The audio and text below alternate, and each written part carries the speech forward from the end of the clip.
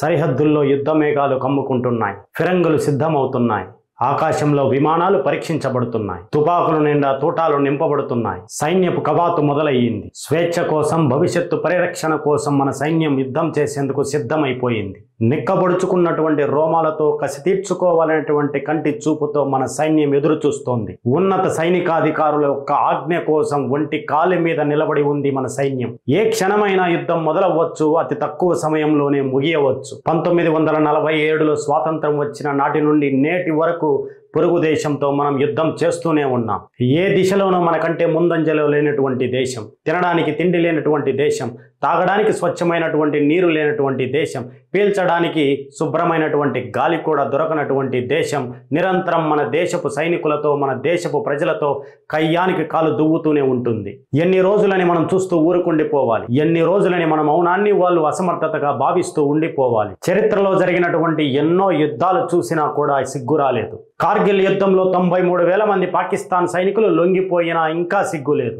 మన సైనికుల పోరాటం ముందు, మన సైనికుల ధైర్యం ముందు ఆ పాకిస్తానీ సైనికులు ఎందుకు పనికిరారు అని తెలిసినా కూడా వారి మంత్రులు, ప్రధాన మంత్రులు విర్రవీగేటువంటి మాటలు మాట్లాడుతూ, రెచ్చగొట్టేటువంటి మాటలతో రెచ్చిపోతూనే ఉన్నారు. తప్పు చేస్తూ ఉంటారు, తప్పు మాది కాదంటూ సమర్థించుకుంటూ ఉంటారు. ఎదురు చూడాల్సినటువంటి సమయం ముగిసిపోయినట్లుగా అనిపిస్తోంది. ఎంతో రక్షణగా మనం ఇంట్లో కూర్చొని 2 గంటల్లోనో, 2 రోజుల్లోనో, 2 వారాల్లోనో యుద్ధం ముగిసిపోతుంది అంటూ ఎంతో గొప్పగా మాటలు చెప్తూ ఉంటాం మనం. కానీ మన సైనికుడు మాత్రం మన దేశ భవిష్యత్తు కోసం ఎన్నో కష్టాలు దాటుకొని రేపటి యుద్ధానికి సిద్ధమైపోయాడు. యుద్ధానికి సిద్ధమైనటువంటి ప్రతి సైనికుని యొక్క కుటుంబం ఆయన వెనుక నిలబడి ఉంది. 140 కోట్లకు పైగా ఉన్నటువంటి మనం కూడా ఆయన వెనుక నిలబడి ధైర్యంగా ఉండాల్సినటువంటి బాధ్యత మనందరికీ ఉంది. ఫిరంగులు ఎక్కుపెట్టినా, తుపాకీతో సిద్ధమైన గగనతనంలో బాంబుల వర్షమే కురిసినా కూడా ఈ దేశం కోసం నేను నా తుది శ్వాస వరకు పోరాడతానంటూ సిద్ధంగా ఉన్నాడు సైనికుడు. ఆ సైనికుని యొక్క గుండె ధైర్యంగా మన 140 కోట్ల మంది నిలబడాల్సినటువంటి సందర్భం ఏర్పడింది.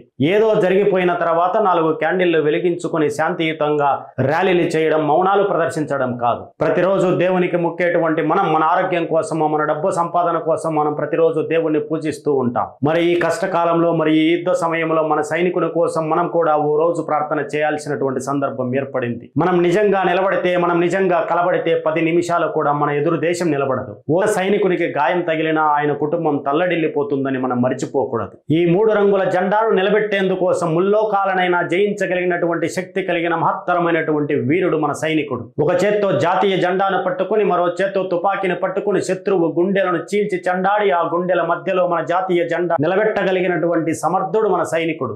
కానీ యుద్ధం అంటే వాట్సాప్లోనూ, ఫేస్బుక్లోనూ, ఇన్స్టాగ్రాముల్లోనూ మెసేజ్లు చేసుకునేటంత సులభం కాదు. కొండ చర్యల మధ్యలోనూ, పెద్ద బండల మధ్యలో దాక్కున్నటువంటి తీవ్రవాదులను వెతికి చంపాల్సినటువంటి బాధ్యత మన సైనికుల మీద ఉంది. కాబట్టి అటువంటి సైనికుల గుండె ధైర్యంగా నిలబడి మనం పూజించాల్సినటువంటి బాధ్యత మనందరి మీద ఉంది అని మనం మర్చిపోకూడదు. కులాలను వదిలేయండి, మతాలను వదిలేయండి, మత విమర్శలను పాతిపెట్టండి. పక్క కులాలని దూషించడం, పక్క మతాలను ద్వేషించడం మానేయండి. పొరుగు దేశం భరతం పట్టేంత వరకు మన కులం, మన మతం అంతా ఒకటే, భారతదేశం. రేపటి రోజున నా దేశపు సరిహద్దును తాకాలంటే భయపడాలి శత్రువు. రేపటి ఉదయాన్ని చూడాలంటేనే భయపడాలి. మీకు నచ్చిన గుడికి వెళ్ళి మీకు నచ్చినటువంటి దేవుణ్ణి అడగండి. ఏ సైనికుడికి కూడా చిన్న గాయం కాకుండా శత్రు దేశాన్ని చీల్చి చెండాడాలి అని, భారత భూభాగాన్ని తాకాలి అంటే శత్రువులు చావును ఖచ్చితంగా చూడాలి అని తెలియజేసే విధంగా నా సైనికులకు శక్తిని నింపాలి అని ప్రార్థనలు చేయండి. ఇది ఒక వ్యక్తికి సంబంధించింది కాదు, ఒక జాతికి సంబంధించింది కాదు, ఒక మతానికి సంబంధించినది కాదు. ఇది మన దేశానికి సంబంధించినటువంటి విషయం. మనం పీల్చినటువంటి గాలికి సంబంధించినటువంటి విషయం, మనం నడిచినటువంటి నేలకు సంబంధించినటువంటి విషయం. స్వతంత్రం వచ్చిన తర్వాత నుండి ఎన్ని కుటుంబాలు కన్నీరు పెట్టుకున్నాయో మనకు తెలియదు. ఎంతో మంది బిడ్డల కోసం తల్లిదండ్రులు వెక్కి ఏడ్చారు. తల్లిదండ్రులను పోగొట్టుకున్నటువంటి బిడ్డలను మనం చూసాం.